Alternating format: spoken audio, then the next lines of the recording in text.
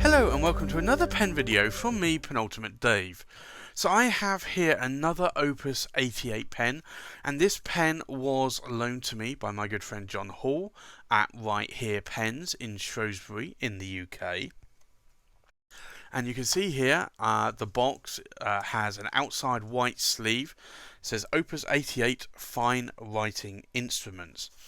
So let me take the sleeve off, and you will see it's a standard Opus 88 Fine Instruments box since 1977. Now, Opus 88 as a company, as a brand name, has not been around since 1977, but they have been making pens for other manufacturers since 1977, hence why they have that on the box. Now, this is the Opus 88, and it is a demo, and it is an eyedropper, and this is the Koloro Demonstrator. Now, the original Koloro Demonstrators came out in a clear, sort of almost like a frosted ice effect. So let me show you this one. Let me open the box. Now, you have in here instructions. Opus 88 is from Taiwan, and this is an eyedropper pen, so it shows you how to uncap the cap, unscrew the body and the section, how to fill the pen with the associated eyedropper. So let me put this out of the way, and then you have here the eyedropper, which comes as standard with all Opus 88 pens, and that allows you to fill the pen. And then you have the Opus 88. So let me remove the box out of the way, and I will show you this pen. So this is the Opus 88 Koloro Demonstrator, not to be confused with the Clear Demonstrator, which is also called the Koloro Demonstrator. And I've always kind of thought that a little bit strange, that the Clear Demonstrator would be called a Koloro, or effectively a colour demonstrator.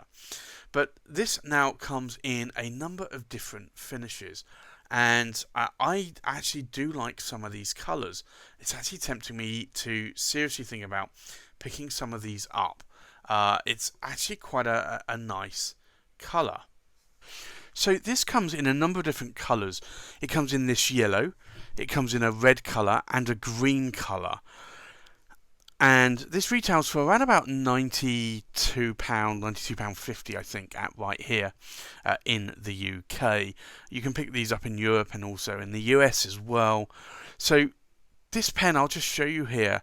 It's very similar to the original Koloro Demonstrator, and I actually have one here that I can show you side by side.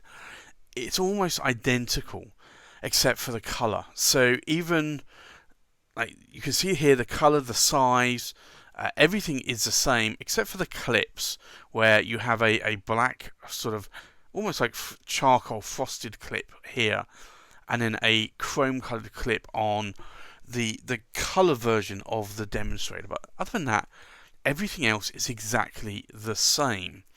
So let me just show you here. The cap has a finial which is actually blank, and then you have the clip here, which is actually a very strong clip, and the cap is almost like straight. It doesn't taper down until it gets to the cap band, and then it's almost straight until it starts to get down to this point, and then it starts to taper down to this end cap, or a lot of people call it a filling knob, although this is an eyedropper pen, so this really is the shut-off valve. But let me unscrew the pen from the cap, and I'll show you the size of this pen. So the size of my hand is actually quite good. Now, you unfortunately cannot really post this pen. The cap is not designed to be posted because it will literally just fall off. So it's not a pen to be posted, but to be honest, I find the girth of the pen, I find the length of the pen actually quite nice. Now, in terms of the section here, you'll see that the section does actually taper down and then flare out a little bit, and I do like that because that stops my fingers actually rolling onto the nib and feed. Now you do have threads higher up here with a little bit of a step. Now those threads are not sharp in any way, shape or form, so if you were to hold your pen up here you will notice the step, but you're not really going to notice the threads there whatsoever. Now it does come with a JoWo nib, and this is a fine nib, and you can see there the profile of the feed, and I do like these JoWo nibs. Now I have not actually tried a fine JoWo nib. I think the only narrowest nib that I've had is a medium nib, and I tend to normally go for broads or stubs. So I got this in a fine nib on loan from John Hall right here. So let me show you a number of things here. I said it's an eyedropper pen.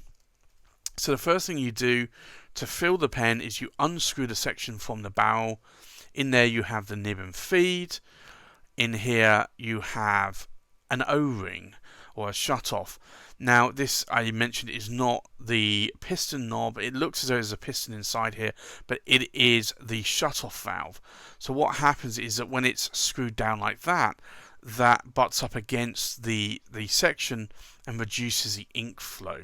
And if I unscrew it here, you'll see that O-ring starts moving, and then you can pull it all the way back if you wanted to.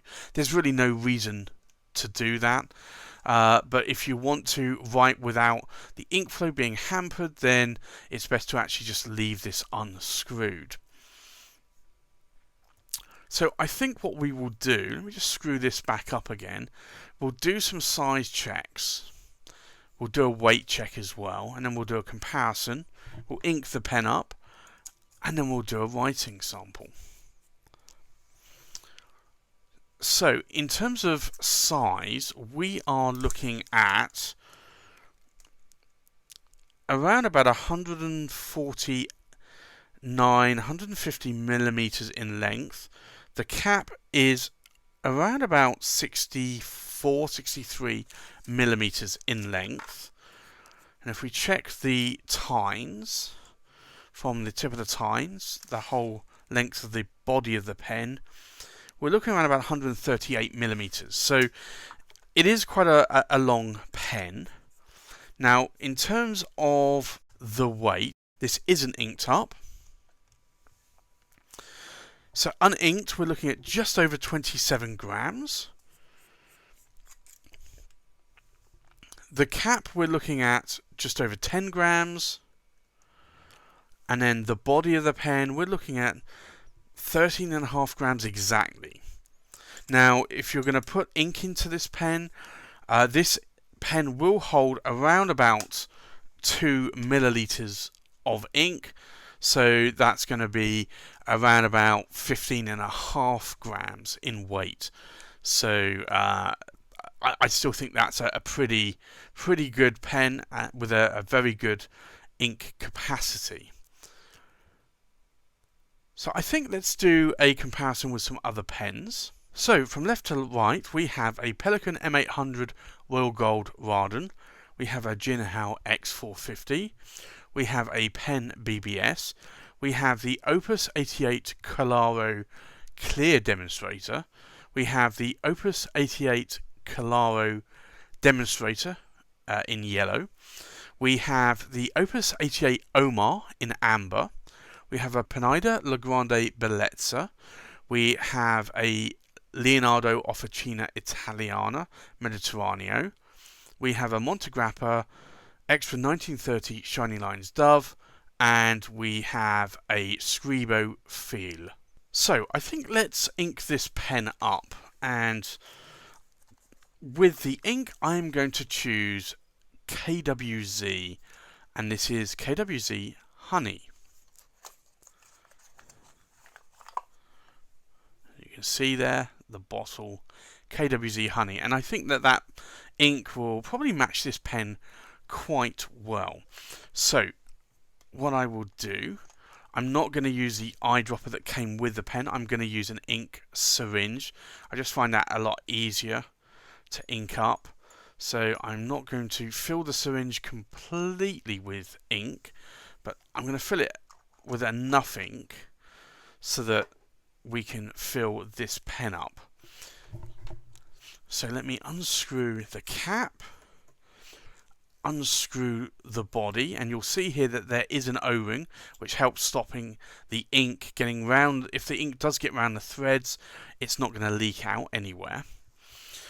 And then we have the barrel. Now I'm going to open the shut-off valve and just leave that open. That gives me a little bit of wiggle room. You can see here, if I push the needle down, you can see I can get this needle right the way in if I want to, and just fill the pen up with ink. So I'm not going to fill it up completely, but I think that is quite a lot of ink in that barrel. Not quite 2 milliliters, but it's still quite a lot. Now, I tend to silicone grease these threads just in case, because I don't want the ink leaking out, but your mileage may vary. But that's normally something that I do. I also grease the rod here as well, just to make that move a little bit smoother as well. So you can see there, that's the pen. And I think we'll do a writing sample now. So, we have the Opus 88, and it's a Koloro Demonstrator. Now, this is a fine nib. Now, I don't normally do fine nibs myself, but it was a nib that was available, so I said to John that I would take this nib and I will give it a try. I tend to prefer mediums or broads, sometimes stub nibs, but I'm actually finding that this actually isn't a bad nib. It's a Yovo nib, and I do like Yovo nibs. I do like them for their smoothness. Now, being a fine nib, this has a little bit more texture or feedback than I would normally have on a broad nib. But that's going to be the same with any kind of nib. Whether or not it's a Yovo, a Bock, or a Schmidt nib, the finer you go, the more feedback that you tend to get from the nib, but not scratchiness. So the ink here, as you have seen, is KWZ, and it is the honey ink, and this is a lovely ink, and I do love this ink, and it really does look like honey.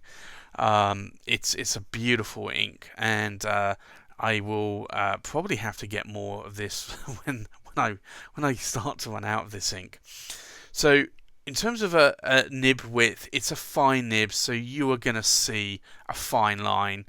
Now, you can push a little bit more and get slightly more, maybe to a medium, but you can see a slight difference here in line width. You're not going to get to a broad width here. But you can see here, if I apply a little bit more pressure on the downstroke, and this is one reason why I like this ink, is that the KWZ Honey ink does shade quite nicely. So it's a really, really nice ink.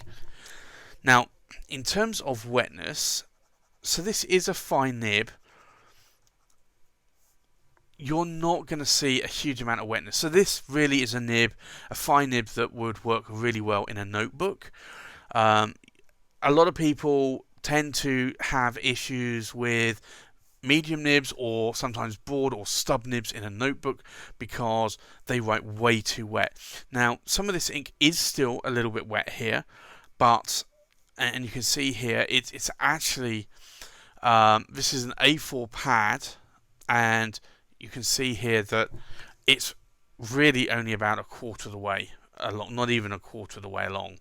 So in terms of dry time, this ink is, and this nib, when you're writing with it in a notebook, is actually going to be more on the sort of dry side, or quicker drying. It's not going to write dry, but it's going to be quicker drying than a medium or a broad or a stub nib would be.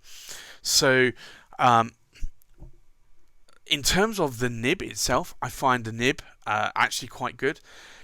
in terms of what do I like and not like about this pen, I have 3 of these in the clear version, and I do like them. I have to say they are good, solid writers. They hold 2 milliliters of ink, and the pen is really good. You have a shut-off valve here as well, so you can shut off the ink when you're flying. Now, it won't shut off the ink immediately because you will have ink left in the nib, the feed, and also the section. So it will take a little bit while, but you're not going to have 2 milliliters of ink leaking out if you were flying. You're probably only going to get maybe a quarter of a milliliter or a half a milliliter. So it's not going to be a massive amount of ink that is going to leak out if you shut down this valve and there's still ink left here in the nib, the feed, and the section. So really there's nothing that I dislike about this pen. I guess the only thing I would say is I tend to silicone grease the threads just to stop any ink leakage here. I tend to silicone grease the piston or the knob here so that it moves in and out a lot more easier. I think that maybe could be done at the factory more. I wish that they did do that more. But it's something easy to do, and silicone grease you can pick up from most stores fairly easily, or certainly fountain pen stores anyway. So if you like this pen and you want to pick one up, you can certainly buy them from John Hall at Right Here in Shrewsbury. He's at rightherepens.co.uk. You can either buy them on his website, or you can give him or the team a call and order over the phone. I'd like to thank John for loaning me this pen for review so that I could try it out and review the pen for you here on the channel. So a big thanks go out to John. Thanks for supporting the channel. If you like this video, please like, comment and subscribe, and I'll see you on the next pen video. Bye bye.